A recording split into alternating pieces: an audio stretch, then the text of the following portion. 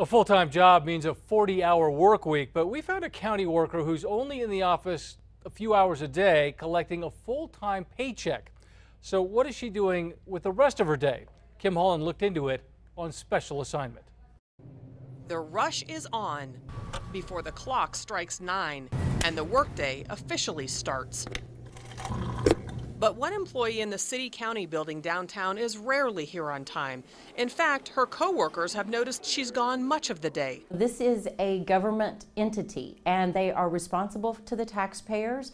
And if you don't know when somebody's actually working, then there can never be the accountability the taxpayers deserve. Her name? Alrighty, bye. Is Noelle Sauer. She is the personal assistant to Bernalillo County Commissioner Lonnie Talbert. Talbert hired Sauer 2.5 years ago. She really is the face of the district when I'm not available. To find out why Sauer's a no-show, we poured over hundreds of documents from her time cards to her personal and county calendars and cross-checked it with records from when she entered and left the building. On a regular basis, Sauer gets to the office after 9, puts in a few hours behind the desk, and leaves. Take, for instance, a week last December. Monday, she came in at 9:10 and left at 12:10, 3 hours at the office. Tuesday, 9:16 to 12:03, another 3-hour shift.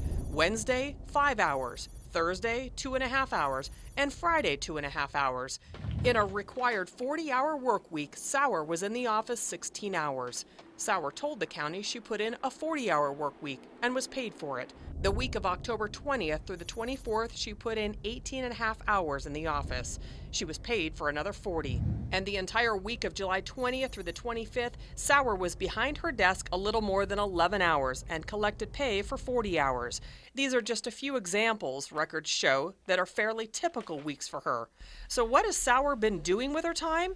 She wouldn't talk to us on camera, so we asked her boss, Commissioner Talbert. Those 40 hours in the system are simply for payroll. She's not paid by the hour.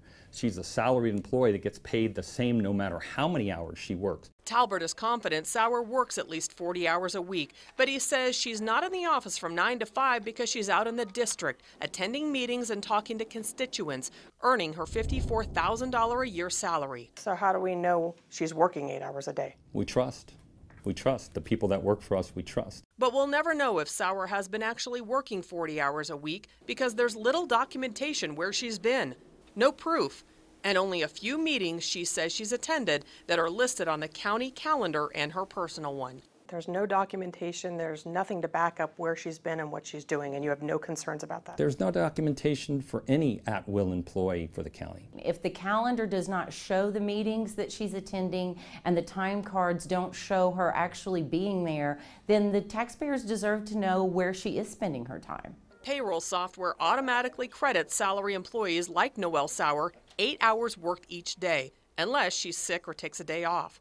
The county manager says there's no way for salary employees to enter specific times worked. I don't think that's reasonable. I think it costs you more to account for that than it is to say the assumed time is an honor system, as any time reporting is. But the executive director of Common Cause says the county needs more accountability for the taxpayers. What if she's working 60 or 70 hours a week? That's not fair either.